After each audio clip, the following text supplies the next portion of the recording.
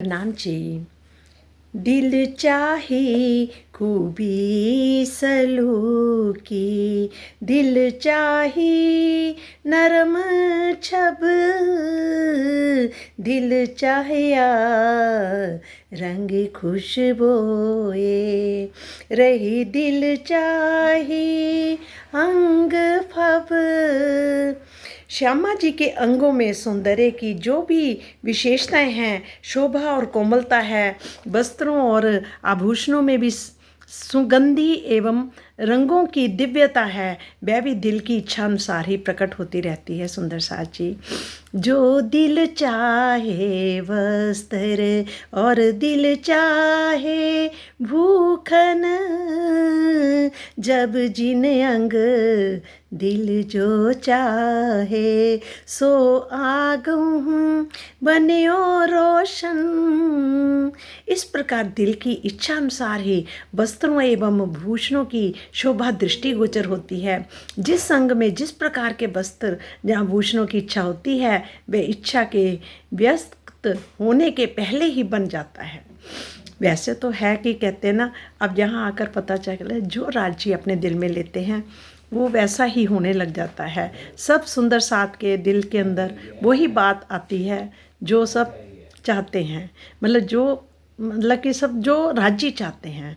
और कहते हैं ना कि पल पल में श्रृंगार बदले जाते हैं, पल पल में मतलब कि पता ही नहीं लगता कि कब हमारा श्रृंगार बदल गया।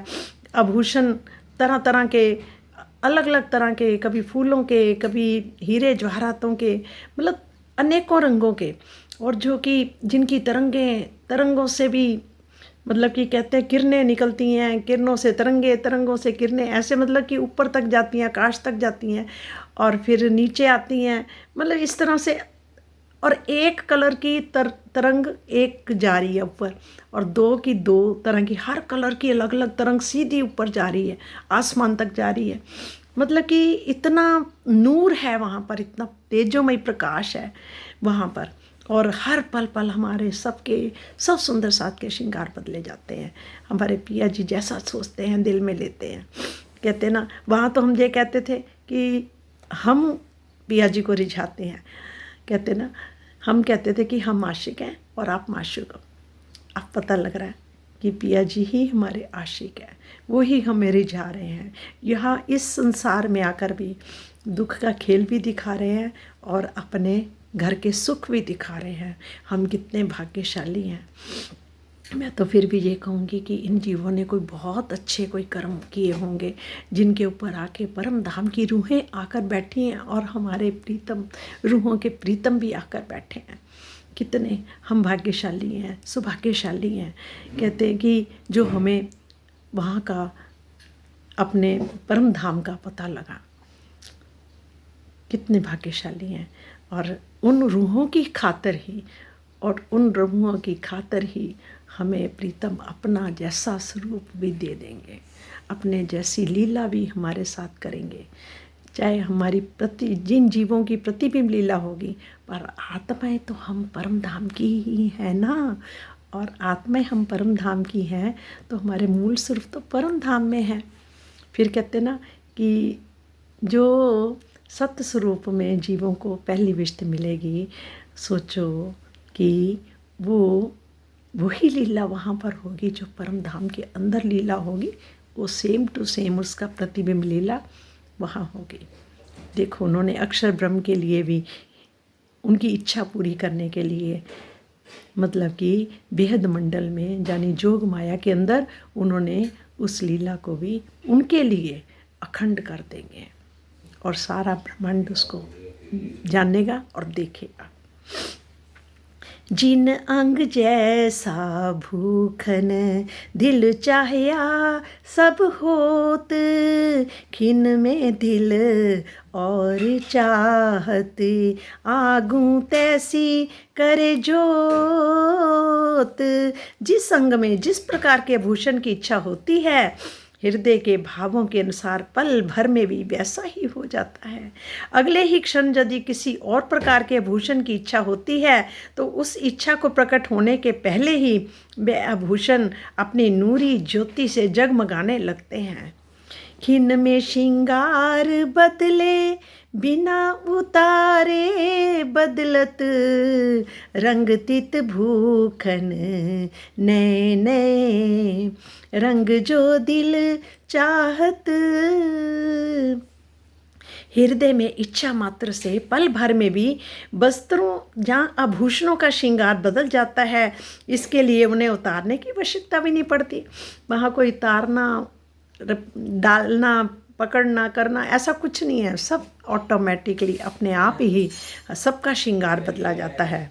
दिल की इच्छा अनुसार नए नए रंगों के नए नए आभूषण तुरंत ही दृष्टिगोचर होने लगते हैं। जहाँ ये संशय प्रकट होता है कि जब परम धाम में इच्छा मात्र से पल भर में अनेकों प्रकार के श्रृंगार प्रकट हो जाते हैं, तो क्या ये नई वस्तु का निर्माण नहीं हुआ? स्वर्ग और वैकुंठ में भी इसी प्रकार वस्त्रों और भूषणों के बदले जाने की बात कही जाती है। जन्म में जैक की अप्सरा रानी के संदर्भ में, तो फिर परमधाम और वैकुंठ में अंतर ही क्या रह जाता है?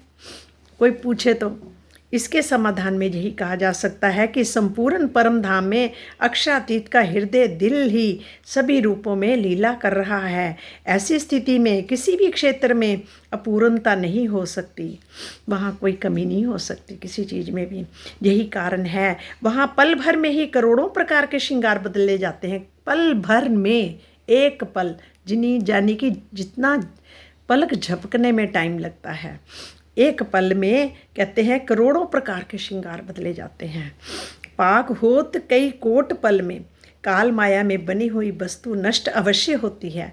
काल माया में तो हर चीज़ नष्ट होती है और जोग माया में बनी हुई वस्तु अनंत काल के लिए खंड रहती है। किंतु परम धाम में स्थिति दोनों से अलग होती है।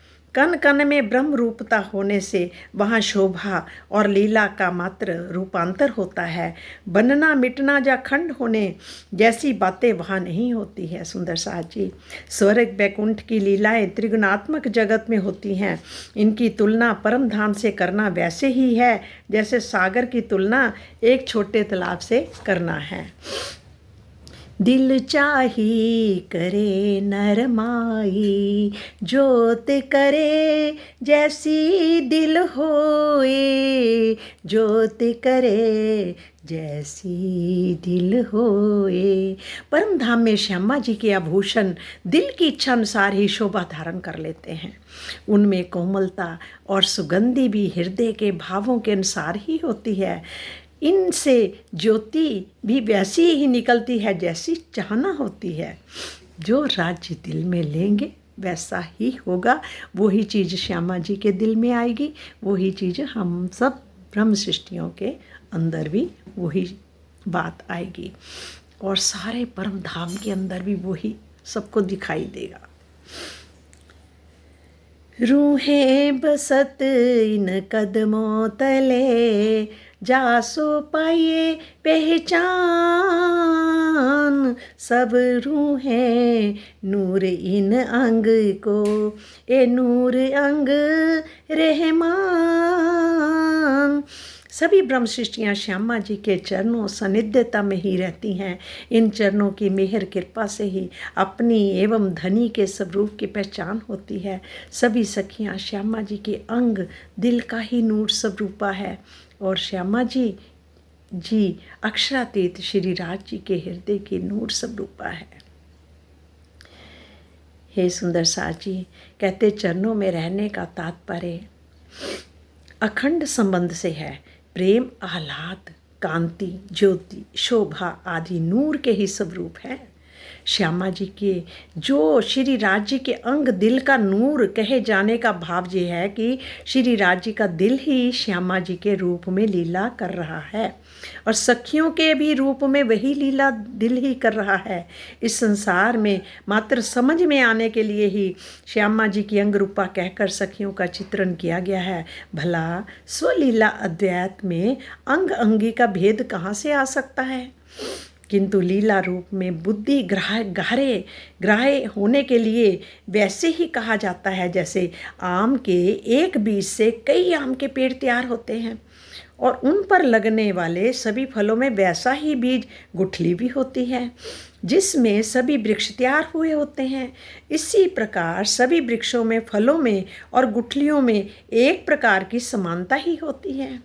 यही वहदत है और मूल बीज गुठली ही दिल है, क्योंकि सबके अंदर भी दिल गुठली है, यानी दिल है, जिसका व्यक्त स्वरूप सभी वृक्ष और फल आदि हैं।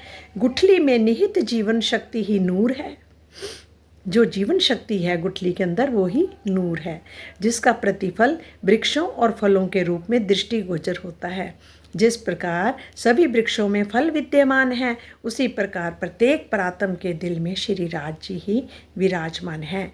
यही अंग अंगी का रहस्य है। प्रणाम जी, सुंदर साथ जी, कोटि कोटि प्रणाम। सचमुच यहाँ आकर तो हम सब रूहें भूल गई, वहाँ की कुछ याद नहीं आ रही। राजी याद दिला रहे हैं, बार बार याद दिला रहे हैं, पर हम क्या है, फिर भी नहीं याद आ रही। पर हाँ, विश्वास पक्का है, ईमान पक्का है, क्योंकि अब वो ही हमारे प्रीतम हैं। और हमें हम कौन है? हम परात्मा हैं। हमारा स्वरूप परम धाम में है। हम वहाँ बैठे अपने प्रीतम को देख रहे हैं और प्रीतम हमें बैठे बैठे हमारी नज़रों को यहाँ ले आए। इस संसार में अलग अलग शरीरों पे बिठा दिया हम सबको, और अब यहाँ आके भूल गए। जैसे बच्चा पैदा होता है तो क्या करता है, उसके बाद उसको अपना पिछला जन्म कुछ नहीं याद होता है। उसी तरह से हम भी सब भूल गए यहाँ आके। ये संसार भी भ्रम का संसार है और परम धाम एक दिली का है, यानी एक ही दिल सब जगह, फूलों, पत्तों, पेड़ों, वृक्षों, सब्जियों, मतलब रेता के कण कण, एक एक थंब तक, एक एक दीवारों तक भी, हर चीज़ वहाँ चेतन है। दीवारों के चित्र भी चेतन है वहाँ पर, और पल पल में उनका भी स्वरूप बदलता जाता है। वहाँ की लीला अनंत है, अनंत, जो हम सोच भी नहीं सकते। कहते ना,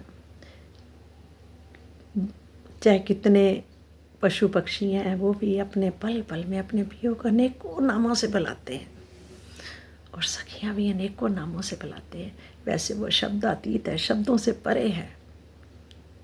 वहाँ तो कहते मौन भाषा ही ज़्यादातर चलती, अंदर अंदर से ही बात होती रहती है हमारे प्रीतम के साथ हर पल। और वही बात है कि हमें यहाँ भी बैठे बैठे को मुंह हिलाने की कोई ज़रूरत नहीं है। अंदर से बैठे बैठे अपने प्रीतम से जो बातें करनी कर सकते हैं। यही एक मौका आया है, अकेले बैठ के जो अपने पिया से बातें करनी है कर लो, आनंद ले लो।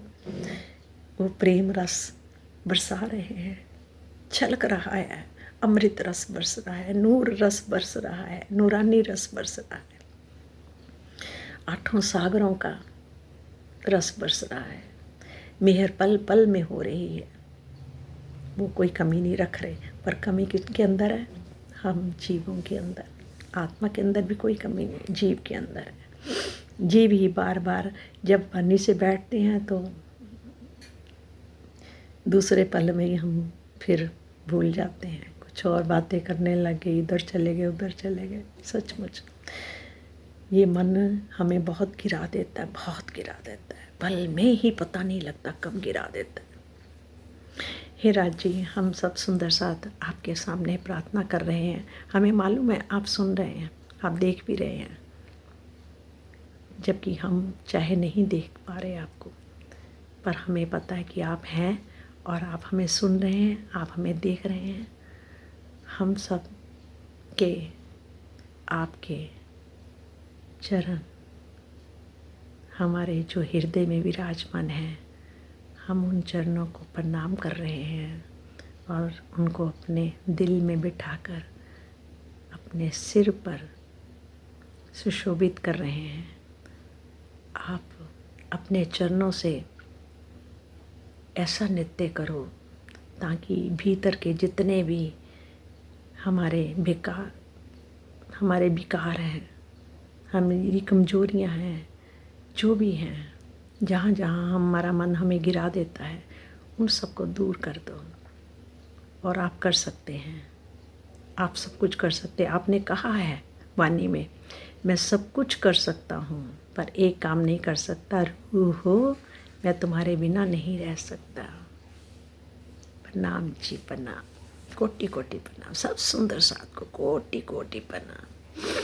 कहते कि हाँ, हम उस संसार में क्या करते थे, डूबी ही रहती थी मैं प्यार में तेरे, हो डूबी ही रहती थी मैं प्यार में तेरे, कैसे बताऊं अब क्या हाल है मेरे, तेरे इश्क बिन नहीं चैन, कैसे कटेंगे दिन रैन, कैसे कटेंगे दिन रैन, तेरे इश्क बिन नहीं चैन, हो पिया हो पिया, पिया हो पिया। प्रणाम जी।